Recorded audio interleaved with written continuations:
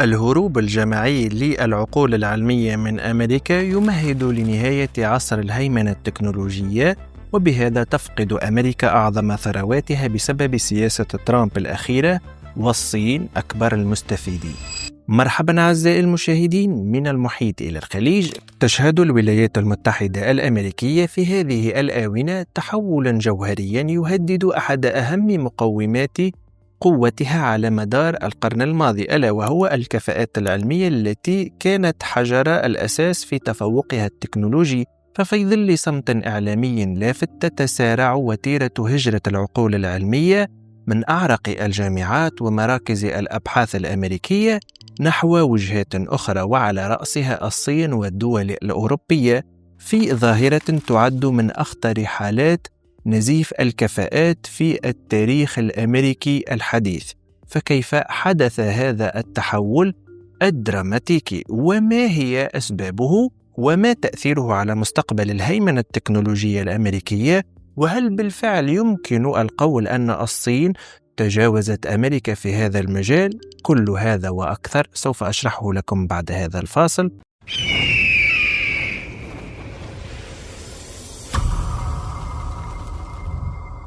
أود أن ألفت انتباهكم أعزائي المشاهدين إلى الضغط على زر الإعجاب حتى أعرف عددكم، ونعود لموضوع حلقتنا، حيث يعود السبب الرئيسي في هجرة الأدمغة من أمريكا إلى السياسات التي تتبناها الإدارة الأمريكية الحالية بقيادة الرئيس ترامب، والذي أحدثت تحولا جذريا في البيئة الأكاديمية والبحثية. فمنذ عودته إلى البيت الأبيض شنت الإدارة حملة غير مسبوقة على المؤسسات العلمية، بدأت بخفض مليارات الدولارات من التمويلات الفيدرالية المخصصة للبحث العلمي في جامعات مرموقة مثل هارفارد ومعهد ماساتشوستس للتكنولوجيا وجونز هوبكنز. ولم تتوقف عند هذا الحد، بل امتدت إلى تهديد هذه الجامعات بسحب الإعفاءات الضريبية التي تتمتع بها تحت ذريعة اتهامها بنشر أفكار معادية لأمريكا، وذلك بسبب مواقف بعض طلابها وأساتذتها من القضايا السياسية الحساسة، وعلى رأسها القضية الفلسطينية. وقد اتسع نطاق هذه الإجراءات ليشمل تقليص التمويلات المخصصة لأبحاث التغير المناخي والرعاية الصحية، كما تم فصل مئات العلماء الأجانب العاملين في مؤسسات بحثية حيوية مثل الإدارة الوطنية لمحيطات والغلاف الجوي والمعهد الوطني للصحة. وازداد الأمر سوءا مع تشدد القيود على تأشيرات الطلاب والباحثين الأجانب، حيث تم ترحيل العديد منهم بعد استجوابات مكثفة داخل الحرم الجامعي نفسه، في إجراءات وصفت بالتعسفية من قبل العديد من المراقبين.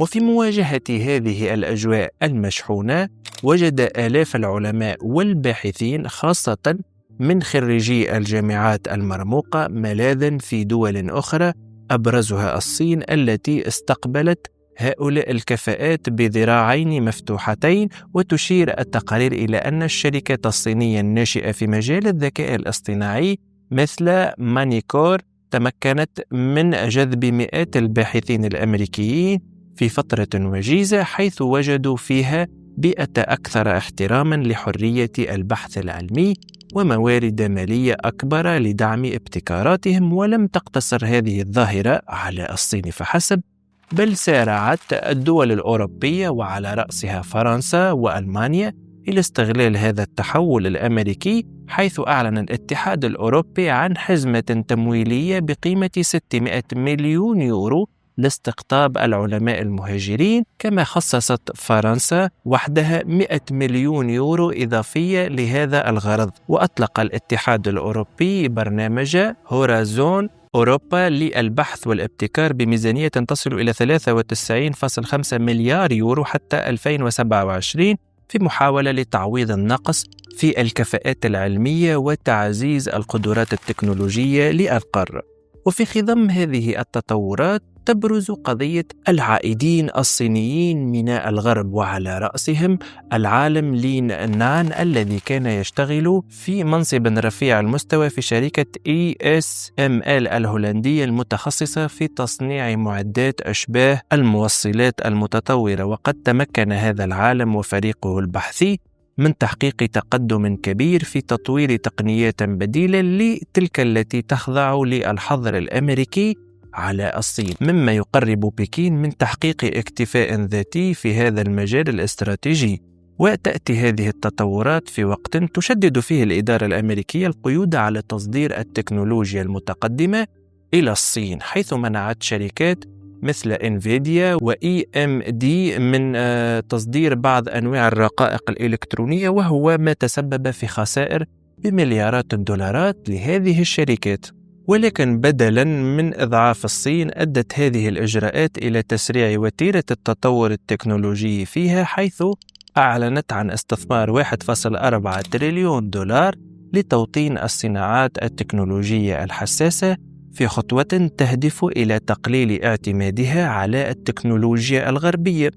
أعرف أن البعض منكم يقول الآن في قرارة نفسه: حتى لو كانت أمريكا تتشدد في قوانين الهجرة وتقلص ميزانيتها البحثية وغيرها من الأمور، فهذا لأنها تشهد تكدسا ضخما للعلماء على أرضها، فهي الوجهة رقم 1 في العالم لكل الخبراء والعلماء. ولكن عزيزي المتابع، يجب علينا أن نعرف أن العقد الماضي شهد تحولا جذريا في المشهد العلمي العالمي، حيث نجحت الصين في تضييق الفجوة مع الولايات المتحدة بشكل لافت ومبهر، بل وتجاوزتها في بعض المؤشرات الرئيسية. بحلول عام 2025 فقد تحولت المعادلة من هيمنة أمريكا تقليديا إلى تنافس شرس على الريادة العلمية والتكنولوجية بين العملاقين، حيث تشير أحدث البيانات الصادرة عن منظمة التعاون الاقتصادي والتنمية لعام 2025 إلى أن الصين تضم الآن ما يزيد عن 3.1 مليون باحث، مقارنة بحوالي 1.7 مليون باحث في الولايات المتحدة. هذا التفوق العددي الكبير يعكس الاستثمارات الضخمة التي تضخها بكين في تعليم العلوم والهندسة، حيث تخرج الجامعات الصينية سنويا أعدادا قياسية من العلماء والمهندسين تفوق مثيلاتها الأمريكية بأكثر من الضعف. وفي مجال الإنتاج العلمي تواصل الصين تعزيز صدارتها العالمية، بحسب بيانات قاعدة سكوبس لعام 2025 تساهم الصين بنحو 28% من إجمالي الأوراق البحثية المنشورة عالميا، بينما تساهم الولايات المتحدة بنحو 18%. كما تحتل الصين المرتبة الأولى في عدد الاستشهادات العلمية عالية الجودة، وهو مؤشر مهم على تأثير الأبحاث وجودتها. أما في مجال الابتكار فإن أرقام عام 2025 تكشف أن الصين تقدمت بشكل كبير في مؤشرات براءة الاختراع، حيث سجلت أكثر من 2.1 مليون طلب براءة اختراع، مقارنة بحوالي 650 ألف طلب للولايات المتحدة. وقد برز التفوق الصيني بشكل خاص في مجالات التكنولوجيا الناشئة مثل الذكاء الاصطناعي، حيث تمثل الصين الآن 40% من إجمالي براءات اختراع الذكاء الاصطناعي العالمي.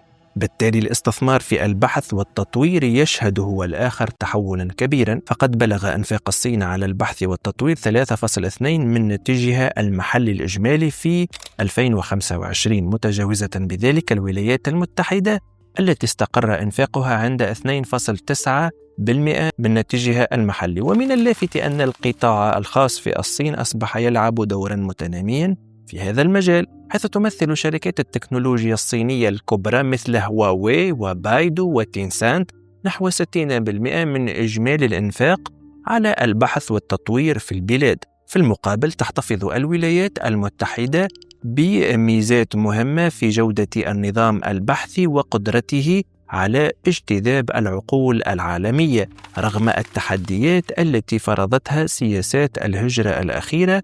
وتظل الجامعات الأمريكية في صدارة التصنيفات العالمية، حيث تحتل 8 من بين أفضل 10 جامعات في العالم حسب تصنيف QS لعام 2025. هذا التحول في ميزان القوى العالمي ليس مجرد أرقام، بل يعكس تغيراً استراتيجياً في خريطة الابتكار العالمية. فبينما كانت الولايات المتحدة تهيمن على 70% من التكنولوجيا المتقدمة عالمياً في عام 2000، تشير تقديرات 2025 إلى أن هذه النسبة انخفضت إلى حوالي 40%، بينما ارتفعت حصة الصين من 5% إلى 35% خلال نفس الفترة. هذه التحولات تضع العالم أمام حقبة جديدة من التنافس التكنولوجي الذي سيشكل بلا شك ملامح القرن 21. بالتالي يمكن القول أن سياسات ترامب للهجرة القائمة على الجدارة، التي ظاهريا تهدف إلى جذب أصحاب المهارات العالية، فإن الإجراءات المصاحبة لها والتجديدات المفروضة أدت في الواقع إلى نتائج عكسية أضرت بقدرة أمريكا على استقطاب والاحتفاظ بالمواهب العالمية، حيث كان التركيز على تقييد أنواع معينة من التأشيرات مثل H1B للعمالة الماهرة، رغم أهميتها الحيوية لقطاعات التكنولوجيا والبحث العلمي، فهي بمثابة ضربة للعديد من الشركات والمؤسسات البحثية التي تعتمد بشكل كبير على الكفاءات الأجنبية.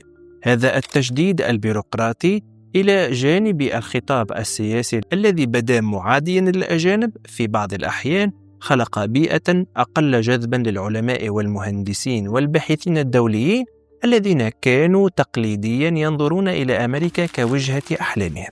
والنتيجة كانت نوعا من الهجرة العكسية للعقول، حيث بدأنا نشاهد تحولا في تدفق الكفاءات العالمية من أمريكا إلى الدول المنافسة لها. هذا الأمر له تداعيات اقتصادية وتكنولوجية بعيدة المدى، خاصة في ظل المنافسة الشرسة مع قوى مثل الصين في مجالات الابتكار والتقدم التكنولوجي. ووادي السيليكون الذي بنى جزءاً كبيراً من قوته على العقول المهاجرة وجد نفسه أمام تحديات جديدة في جذب والاحتفاظ بهذه المواهب. والعديد من الشركات التكنولوجية الكبرى بدأت تفتح مراكز بحثية وتطويرية في دول أخرى خارج أمريكا كرد فعل على هذه الصعوبات في نظام الهجرة الأمريكي. إذن بينما كانت النوايا المعلنة لسياسات ترامب للهجرة تركز على حماية العمالة الأمريكية وتعزز الأمن القومي، فإن الآثار غير المقصودة شملت إضعاف أحد أهم مصادر القوة لأمريكا، وهو قدرتها على استقطاب أفضل العقول العالمية. هذا التحول يسلط الضوء على التوازن الدقيق المطلوب في سياسات الهجرة، حيث أن التجديد المفرط حتى لو كان موجها نحو تحقيق أهداف مشروعة يمكن أن يؤدي إلى نتائج عكسية تضر بالمصلحة الوطنية على المدى الطويل. بالتالي يبدو أن ترامب بدأ يدفع ثمن سياساته التمييزية في الهجرة بسبب الإيديولوجيا الحزبية المنتشرة في حزب المحافظين الذي يقوم على دعم الإنسان الأبيض ذو المذهب المسيحي البروتستانتي الناطق بالإنجليزية. ولهذا يريد ترامب ضم دول مثل كندا أو جزيرة غرينلاند أو بريطانيا لأنها من نفس القاعدة الانتخابية له.